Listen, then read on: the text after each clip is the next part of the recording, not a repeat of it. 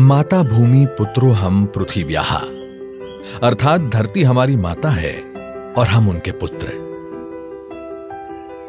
माता और पुत्र के इस रिश्ते का पवित्र सेतु यानी प्राकृतिक कृषि। प्राकृतिक कृषि प्रक्रिया में धरती का अमृत, जीवामृत। आइए हम जानते हैं कि जीवामृत का निर्माण कैसे होता है। प्रयोगों से पता चला है कि 10 किलोग्राम गोबर के साथ गौमूत्र, गुड़ एवं 2 दले चीजों का आटा या बेसन आदि मिलाकर यदि उसका प्रयोग किया जाए तो चमत्कारिक परिणाम मिलते हैं, जिसका नाम रखा गया जीवामृत। जीवामृत निर्माण के लिए जरूरी सामग्री देखते हैं। 10 किलोग्राम देसी गाय का गोबर, 8 से 10 लीटर देसी गाय का मूत्र, 1.5 से 2 किलोग्राम गुड़, 1.5 से 2 किलोग्राम बेसन, 180 लीटर पानी, मुट्ठी भर पेड़ के नीचे की मिट्टी।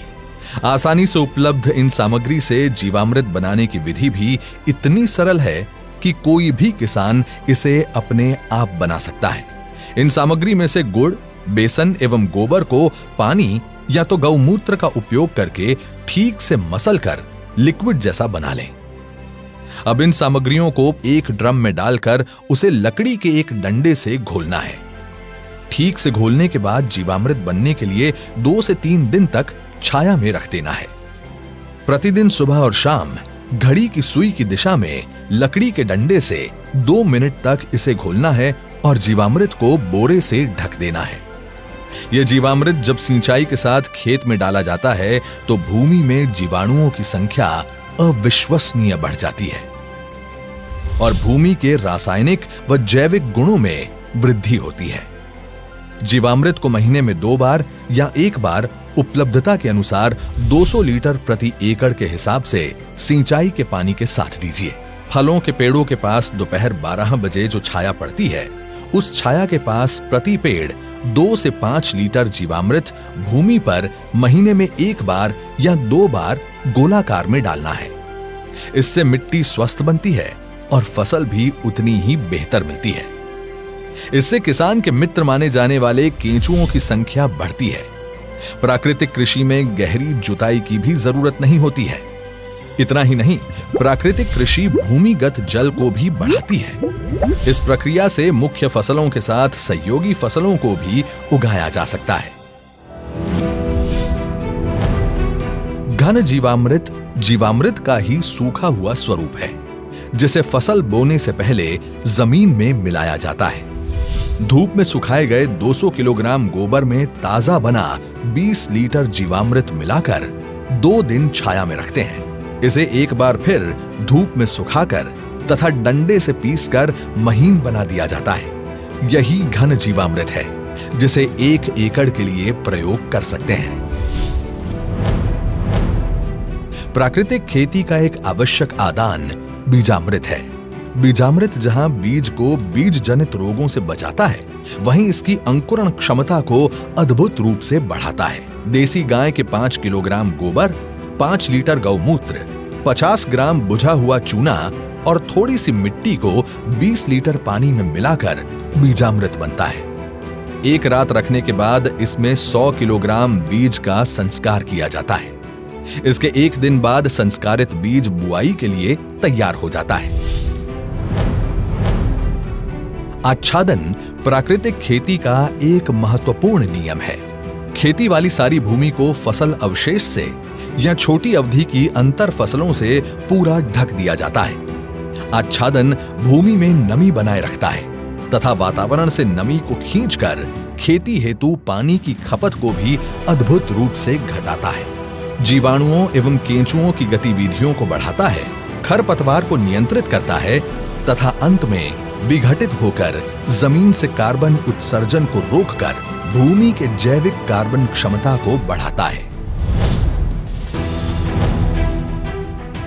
इस कृषि विधि में वापसा निर्माण भी एक महत्वपूर्ण प्रक्रिया है, जिसमें भूमि में हवा और नमी का बराबर संतुलन बनाया रखा जाता है।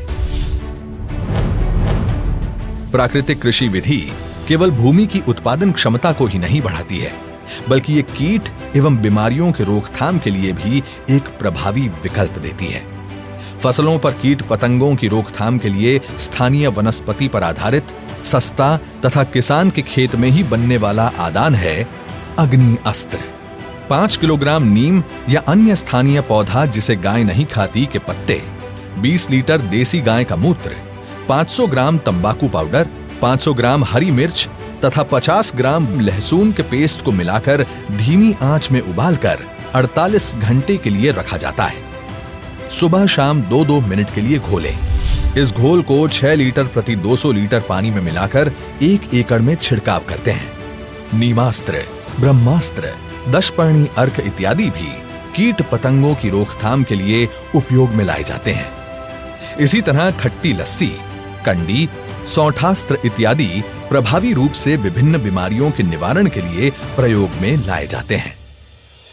प्राकृतिक कृषि से देश में नई ऊर्जा का संचार हो रहा है। हमारे पद्म पुरस्कार विजेता सुभाष जी करके हैं महाराष्ट्र के, उन्होंने जीरो बजट खेती का एक विचार विकसित किया है। ये वो प्राकृतिक खेती वाला विषय है। इससे हमारी धरती मां भी बचती है, हमारा पानी भी बचता है और फसल भी अच्छी और पहले से ज्यादा होती है। मेरा आप सभी किसान साथियों को, देश भर के किसान साथियों को आग्रह है, आप हमारी बात को समझेंगे, मुझे पक्का विश्वास है आप उसको अपने खेत में लागू करेंगे।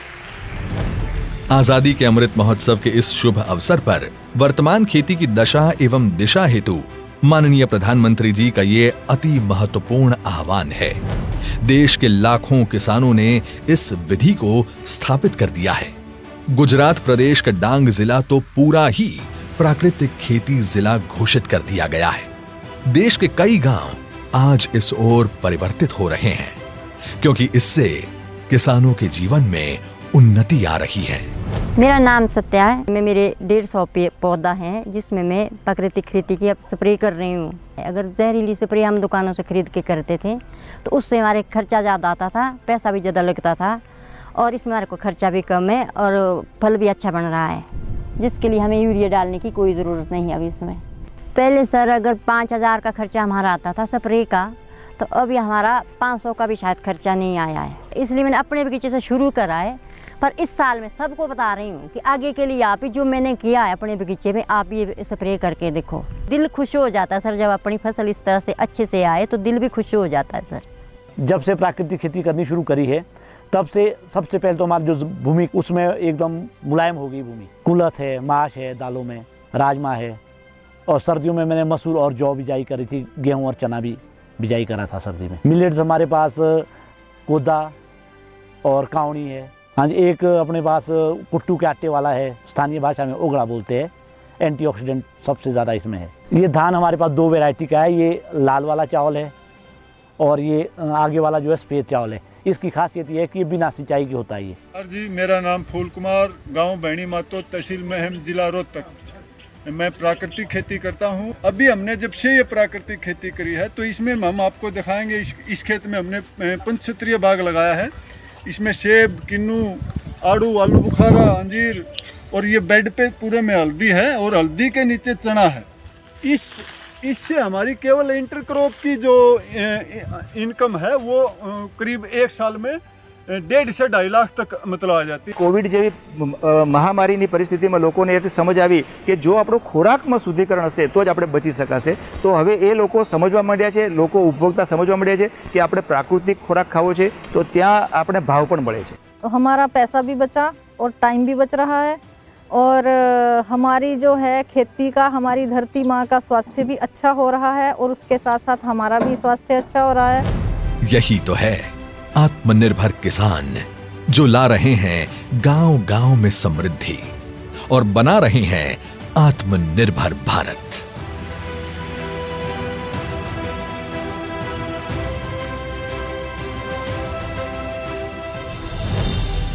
प्राकृतिक कृषि आत्मनिर्भर भारत के आत्मनिर्भर किसान की खुशी।